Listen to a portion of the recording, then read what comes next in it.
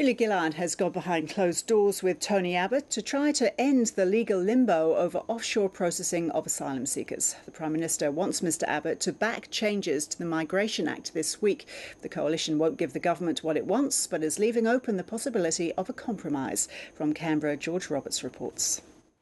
Running into more trouble. Oh no, I've got a fractional meeting. Which side are you going for? A fractional meeting. The government's asylum seeker plans are threatening party solidarity. This is an issue about denying legitimate asylum seekers their international legal rights. For the second week in a row, members of Labor's left faction are vowing to oppose plans to allow the deportation of asylum seekers. What this legislation does is restore the understanding that the government and the previous government had about allowing for offshore processing. Now that I've seen the legislation, I think it clearly breaches not only the party platform, but also our international obligations. The left made similar noises last week and were in the minority. They were and are the least of Julia Gillard's problems. If she's to get her changes to the Migration Act, she must persuade Tony Abbott. An awkward negotiation given the hostilities shown in the lead-up to the talks.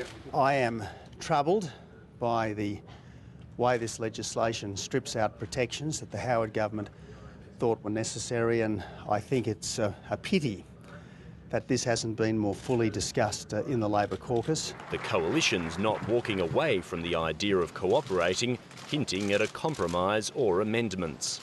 We believe we have some very constructive ways of ensuring that protections can be retained in this law and that enables offshore processing. This is too important for us to continue politics as usual. I will be asking Mr Abbott to work with me in the national interest. Giving nothing away. George Roberts, ABC News, Canberra.